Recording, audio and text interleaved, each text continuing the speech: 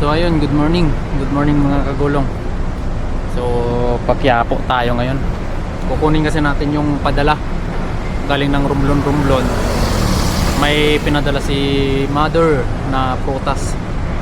So kukunin muna natin ngayon. Nandito tayo sa BGC. Nagbiyahe kasi tayo ng joyride.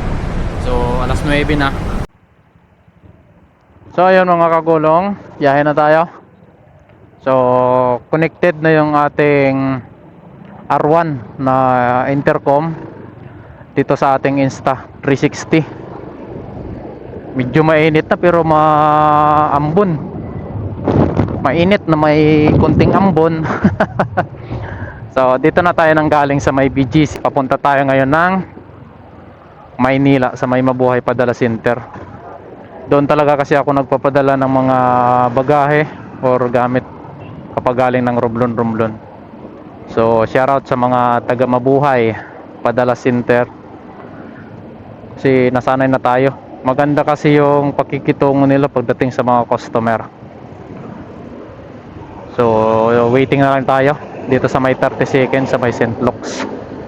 Magbibindiya na siguro tayo. Bindiya tayo tapos dire-diretso lang naman yon. Kanan na lang tayo dun sa may Osmeña Highway. So let's go. Magbubindiya na tayo para medyo mabilis. Dito na tayo dadaan sa may flyover ng Buendia.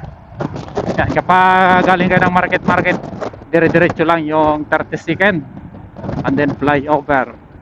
What? Yeah. Punta na tayo ng Quiapo. Kaya let's go. Samahan niyo ako.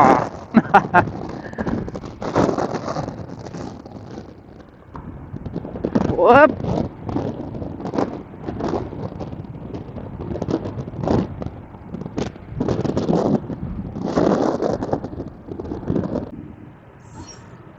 So ayun, malapit na tayo sa may Mabuhay Padala Center. Konting kimbot na lang. Nasa Quiapo na tayo. Let's go, let's go. Medyo mainit. Wala akong pang takip pa.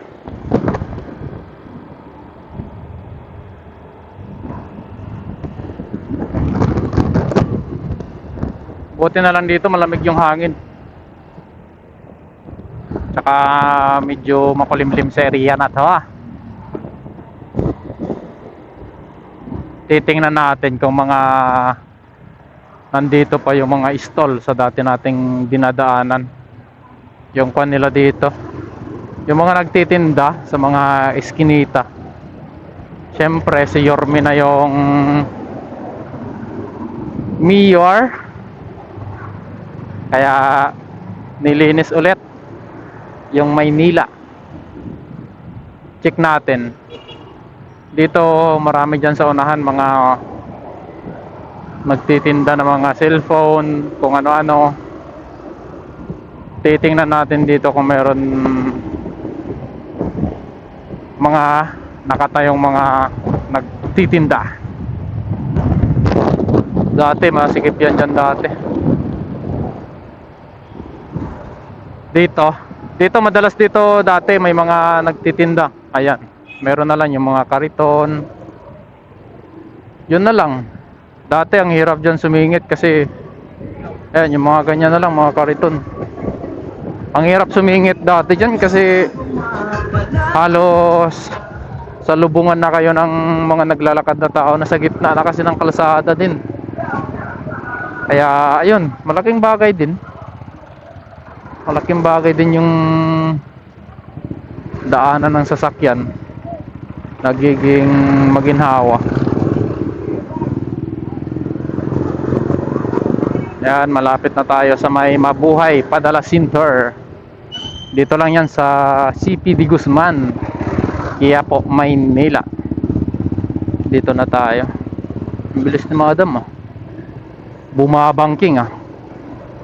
Ayun oh, nakikita ko na yung Mabuhay. Hindi ko lang alam kasi yung kay Mama Padala, hindi niya nakuha yung tracking number eh. Tingnan na lang natin dito sa listahan nila kung nandito. Hindi ko na may sasang. Up, up, up. Ayun. Baka nandito yung mga, sana hindi pa to umalis. Ayan, nandito na tayo sa May Mabuhay. Kunin muna natin yung padala. So ayan, sa mga gusto daya ng mga bagahe sa May Mabuhay forwarder sa mga rumlumanon nga waya time, PM lang kayo sa akin. Ayan, basta kaya lang ng motor.